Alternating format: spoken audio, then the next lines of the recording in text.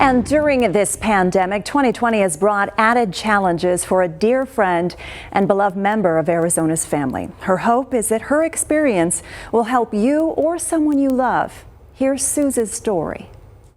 Good morning, everyone. I'm Suzanne Bissett. That's amazing. Oh my gosh. This is my jam. And boy, did I pick a good day to stop my juice cleanse. She is the bubbly blonde with the infectious laugh, who shows us how to live our best life on Your Life, Arizona. Cheers, ladies. Suzanne Bissett has been a part of Arizona's family for 21 years. It's been kind of a fairy tale of a career. I've loved every single moment of it and every single level of it. Like in many fairy tales, there's a twist and a chapter no one saw coming. And there's been days where I haven't had a lot of hope, and I've had some really dark days. It started with a phone call. And it was Friday the 13th of March, the day the world kind of closed down. Suzanne learned she had 6 tumors and an aggressive form of breast cancer called triple positive. She was stage 3 and needed surgery right away. It left me breathless. You know, it was something that was very surreal. I was like, are you sure? A genetic test 6 years before showed she didn't have the BRCA gene. Breast cancer wasn't even on her radar. I was feeling great. I was doing hot yoga 3 times a week. I was exercising. I had never felt better. So to get a diagnosis like this, it really was just a punch in the gut. Thoughts of her family immediately took over. My girls. They're 11 and 12. And I can't imagine them growing up without a mom.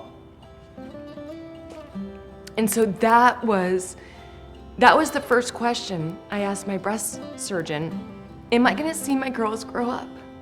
Am I gonna see them get married? Am I gonna see them have kids? They're too young to lose a mother. They need their mom. And she says it was them, Layla, Georgia, and her husband, Van, who gave her the strength she needed to fight. Every single day, you wake up and you take the day on because you want to be there for your kids.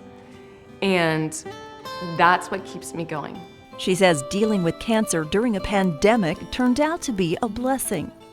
The world outside this house wasn't going on. And the fact that they were home and they were online school, they were with me. Even by her side as special assistants on her show. Their roles at times reversed. Layla will tuck me in at night. She'd bring me water with ice. Here you go, Mom. Georgia would, Mom, are you hungry? I can make you something. As my husband said, this isn't my diagnosis, it's our diagnosis. Months of intense chemo and radiation dragged on, taking its toll on her body and her mind. You know, I woke up every morning crying because I thought I was having a nightmare. And then I realized this is my new reality. And so I can't live like that. And so I just saw the light at the end of the tunnel and went straight for the light. She gives a lot of credit to the support she received from loved ones and her team of doctors at Ironwood Cancer Center. But even with the best of care, Suze said, it didn't have to come to this. I did miss that year of my mammogram. It has reached my lymph nodes. Therefore, I had to do 6 rounds of chemo, 28 consecutive days of radiation. It's been hell. And I don't want any other woman to go through that. Her message, women must put their health first. No one can do it for you. You gotta make that appointment. You gotta go. It's an hour out of your day, but it can add decades onto your life. With treatment finally behind her, she is turning the page on the toughest time in her life. And I've never gotten so many compliments about my hair, and it's a wig. And she is looking forward to her next chapter, where she is passionate about a plot that involves using her powers for good. That, to me, is like icing on the cake. If there's anything that can come from this, I want women to save their own lives, and they have to. You have to save your own life.